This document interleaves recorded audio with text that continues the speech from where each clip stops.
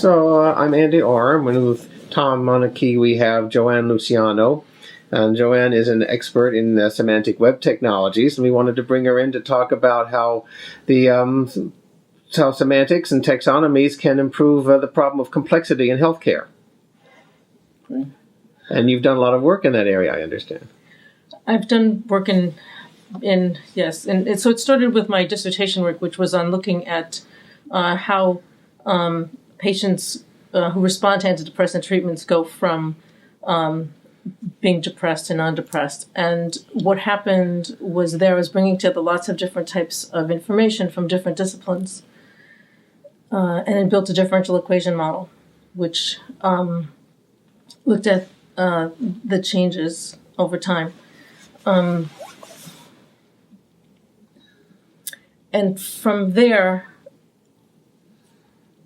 I wound up getting into semantic technologies because you quickly realize that different people are using the same words to describe different things and different words to describe the same thing. And if you want to integrate this data and if you want to ultimately integrate it in an automated way, then you have to deal with this problem.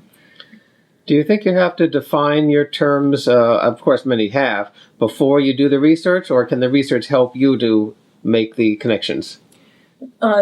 You don't have to define you often have terms that are already defined. And one of the things that happens is people fight over these terms. They own them. And one of the things that we found was that if you focused on the definitions of the terms and not on what you call the terms, not on the labels themselves, then you could get more agreement more quickly. And so when working with the community, so a lot of the work that I've done has been in consortium. So you focus on what it is that you're talking about, and then you can just say that these you can have synonyms that define them as terms. But you're building up a shared understanding from the bottom up. Right. From the observations. So can I throw in a witticism from a man named Maury Gelman, who was one of the founders of the Santa Fe Institute, and he had a workshop in complexity theory a while back, 10 years ago. And he told me that scientists would rather use each other's toothbrushes than use their terminologies. And so everybody is motivated to build these terminologies to kind of build their feudal empire. This is the way I talk, and doctors want to use the Latinate terms for something instead of the common terms. And this goes all the way back to the Bible, and it was written in Latin, and only the priests could interpret it. So the printing press came along, and then the vulgar version could be understood by the individuals, and what that did to the church and the hierarchies. So we're seeing the same superposition or positioning of hierarchies and feudal structures of information, saying this is my turf and you can't have it, expressed semantically through terminologies. And what Joanne has been working on with her BioPathways work, I think, and semantic web in general, is, well, how do we get out of that, and how do we build a higher level understanding that allows people to have a broad cross-cutting understanding of these specialized taxonomies? So one of the things that semantic technologies are good at is integration of heterogeneous data. And so the case of the BioPAX ontology is exactly that kind of thing, where we had biological pathways that were different conceptual models. So we had metabolic pathways, signal transduction pathways, gene regulatory pathways, protein-protein interactions, and each one of these was conceptually very different. And it took us on the order of about 2 years and only in retrospect really did I realize that what we built was a more abstract layer on top of that essentially came down to parts, interactions, and pathways. Extremely simple, but with that more abstract conceptualization, you were then able to map the existing different types of pathways into that framework. So were there commonalities that you discovered is pathway a common Pathway was a common term that was used. But did it have the same meaning across the No, that's domains? the point. So, for example, signal transduction pathways were thought of as a cascade of reactions. So a ligand would bind to a cell surface receptor, and it would trigger a cascade of reactions, a signal transduction pathway. Okay. But a metabolic pathway was seen as a series of conversion reactions, where one chemical was converted through an enzyme-catalyzed reaction into another compound. And so, and actually, one of the things that was really interesting that I didn't realize until I was explaining it to someone through the use of BioCarta makes graphics because they sell reagents, and then the biologists love these because they can understand these pictures, but they're not computable. But if it's a small molecule, so if you look at a pathway of glycolysis, so the metabolism of glucose, it actually is phosphorylated. It's activated in the same way that a protein molecule, which is a much larger molecule, is, so that's activated and it goes through this cascade of reactions and this and that. But the thing is, because they're small molecules, they're never talked about in the same way. So you're not even representing the science at the most basic level that you can. And that's something that I've been in favor of. Put the lenses on. This is one of the things I was saying to you in the car. At the RDF level, you've got a graph structure, and you can say anything about anything. Yeah. But when you constrain it by using OWL, for example, you can use different ontologies on top of the same RDF graph structure. Oh, you're using a lot of words quickly that maybe that viewers won't understand. They can replay, and we can... Okay, yeah. Well, you can explain too. I will. I just don't want to lose my train of thought, but I'm aware. I'm aware. And actually, that's why I wanted to tape things, too, of the others speaking, because I want to play it back and reiterate. Now I see. I lost my train of thought. Using OWL to constrain RDF. Oh, right. Okay. So this was an observation I made a while ago. I was doing a life science demo for Siderian Corporation, and we were linking together a bunch of different data sets. And Tim used this slide for a number of years before they came up with a linked open data cloud. And what I discovered was, because I'd never played with RDF before, I'd only done work in OWL, was that when you're exploring the data, having it in this unconstrained format makes it easy to move things around and look at them in different ways. Yeah. But when you have knowledge that you want to encode and exploit, that's where the power of OWL comes in, where you want to make inferences and you want to constrain based on the knowledge that you've acquired, so you want your system to function in a certain way. So give me an example of that. And what is OWL? Okay, so that's the web ontology language, and so for example, in RDF, you can't say that two sets are disjoint. So you're just saying RDF is a collection of triples: subject, object, verb, essentially. Right, so subject, predicate, object. Okay. Right, that's okay. But it's just sentences of very simple structure, and the linking of these things is not embedded in the language, where OWL allows you to start linking. The linking is there. You've got the subject, relation, object. But overarching relationships are not expressible in RDF? No, the higher level. So in RDF, you're just representing a graph structure. Okay. And you could have many arcs, and you could have contradictory arcs. There are no restrictions on what you can have. So OWL gives you the ability restrictions. You restrict what you can say about something. So you could have an OWL expression, is this a consistent graph? You Correct. Can't have children being their own parents. Right, exactly. Exactly. But RDF, you could say this is... You could say whatever you want. Okay. So in OWL, you could come along and say children can't be children... Of themselves. Parents of themselves, yeah. Right. Okay. Exactly. Okay, so... And that gives you power. Yeah. It gives you the ability to make inferences through software reasoners, programs called reasoners, that allow you to exploit those restrictions on those relationships. So RDF gave you the ability in your BioPAX work and OWL, I guess, to express these atomic facts across disciplines and then merge them? No, we used OWL before it was a recommendation. Okay. RDF is the underlying sort of, you can export in RDF in this graph structure. It's a serialization. When you export in XML, it becomes a serialization. So how did OWL allow you to do these 4 different pathway domains into one? What was that value? Well, it was actually, it wasn't so much OWL that gave us that. The reason we chose OWL was because we wanted to be computable, and we wanted to enable the inferencing.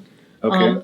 What the ontology, the BioPAX ontology, could do, the OWL was part of the implementation choice. Mm-hmm. But the breakthrough there was sort of conceptualizing and realizing that what these different conceptualizations had in common was something very basic and simple. They were parts that interacted. Okay.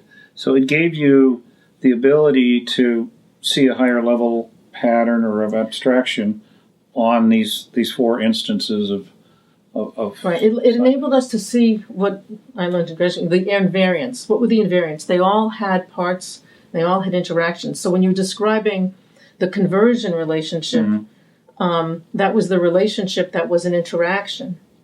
Yes. Okay, of the parts.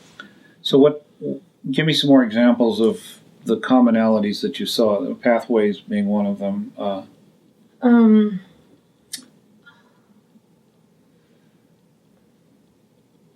I'm not. Well, the abstractions that you were able to draw from looking at these four different pathway groups. Maybe Yeah, I don't. I'm I mean, asking that you was well. That was question. sort of the main. That was the That main. was, yeah, okay. That was the main thing there. Suggest taking this to a level where someone in clinical work might appreciate it more. It's genetics is obviously very important, but suppose people at the clinical level could collect data. What are some of the ways they could use taxonomy to make sense of it, to make better care? Well, one. So imagine you're collecting data in different cultures that use different terms, right? You could map by mapping what was meant by the rash depiction or the patient experience. You wouldn't have to rely on the terms. You wouldn't have to rely on the language. You could actually capture the meaning without being tied to the words. Yeah, and I think that's especially useful in mental health. Yeah. Well, I think this has been an issue I've been dealing with for 30, 40 years. I think hotel clerks. Yeah. We can go ahead and press the stop. Come on in. A few interruptions over the years. So anyway, I've been working with this issue for 35 years, and it's been a hot topic for that long, and probably will be a hot topic for the next 35 years. And it has to do with semantic interoperability of data, and it's the lowest level is just free text. Patient rule out pneumonia. So if you do a scan of that and you say who's got pneumonia, if you just look for the pneumonia letters and you forgot rule out, now you're getting the wrong data. So you're getting exactly the opposite.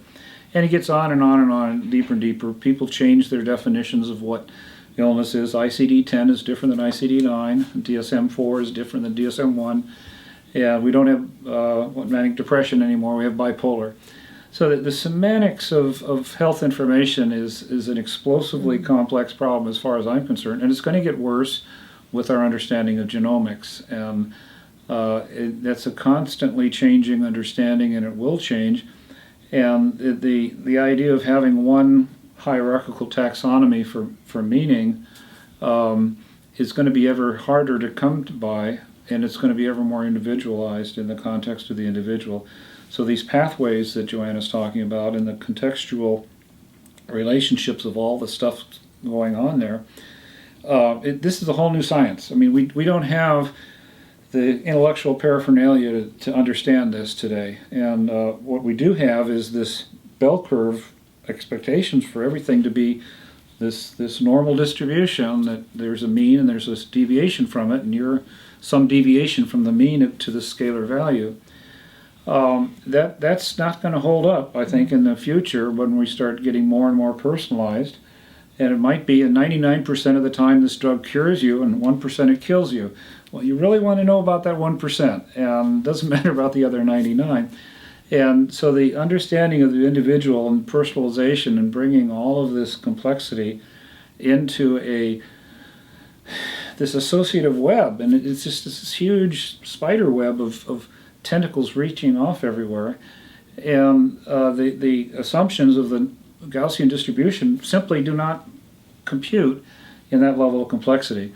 So what we're seeing here is the beginning of a whole new need for a science of association and personalization, and Eric Topol calls it the science of the individual. And to me, that's the number one intellectual virgin territory for exploring new ways. We need an Isaac Newton to figure out the F equals MA of the individualized medicine. I would like to see values, people's values included in their Expectations too? Well, expectations, values, and actually, when you say expectations, that raises in my mind the notion of being able to, if you so choose, have your expectations challenged. Okay, so that you sure. could make more informed decisions, or actually recognize your bias, or recognize, I mean, you can keep your bias, but you may not want to know that you have one, or you may want to know. So with some of the depression work that I did early on, I really wanted to do this experiment where, what would be the efficacy of therapy versus drug was the big question. Forget about which drug. But if you actually ask the patient which treatment they would prefer to get. Yeah.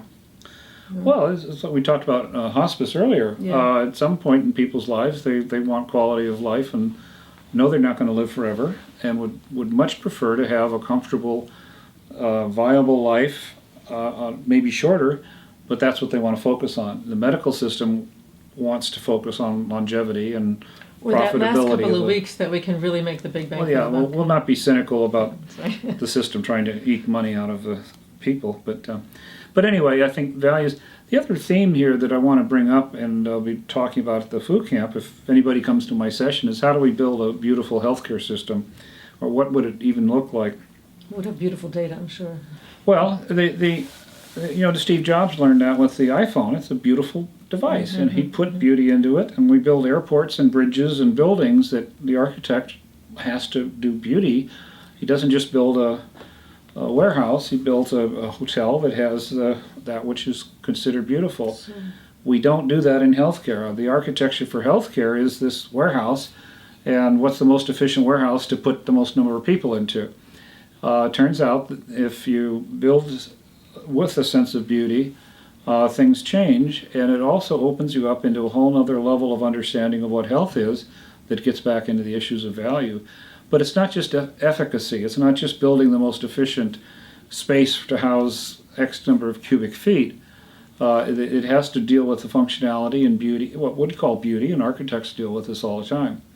So that's a missing sense in our healthcare debate today, and I certainly want to open the question. I think one design problem in modern hospitals and clinics is that when the doctor is looking at the terminal, the doctor can't really interact with the patient, and we have to redesign things so that the doctor can interact fully face-to-face with the patient while using a tablet or whatever. Sure. There was a study of the patients' complaints about their doctors, and the number one complaint was, preference. If the doctor sat down and talked to you instead of just stood in the corner and did this, and touching, shaking hands is another big part of it. And we've lost this whole sense of touch in our clinical. We haven't lost it. We've minimized it. And yes, the patient-physician interaction is so scarce anyway. To cut into that through making them turn into a typist, the data entry clerk. It's a pretty expensive data entry clerk. So the most, I think, drastic example of the diversion is illustrated in a book called Unhinged, and I feel terrible that I can't remember the author's name, but it's about psychiatry and how psychiatry just became completely separated from the patient because they don't even see the patient; they just became prescribers of drugs. Yeah. And and any interaction with the patient was really deferred to the staff. Psychologist. The psychologist or clinical social workers. Yeah. Kenneth Gergen wrote a book called "Is Diagnosis a Disaster?" And the process of diagnosis and psychiatric thing. But anyway, there's a web reference there. But I think another interesting book was called Games, Gods, and Grasshoppers by Bernard Suitz, and he talked about games. And the most efficient way to play golf, if your goal is to get the hole in the ball, is to get a really big SUV and run around the course and drop the hole in the ball and run to the next one. Well, you're violating the rules. The rules are you have to hit it with a club and curse at it and hit it again or whatever. But you have to play the game to win. And the same thing with chess. You can't win chess by hitting your opponent over the head with a hammer. So the rules are a way of increasing the enjoyment of the game while making it less efficient. So games are specifically less efficient in order to increase the value. So then when you turn around and you say, well, you have this industry that's based solely on efficiency, and you miss the game quality, if you will. The question is, what's the balance between this, the quality that you're creating, balanced by the pure efficiency? Well, Andy, is that what you were looking for an interview? Or? I think this is very interesting, yes. Thank you, both of you. Thank you very much.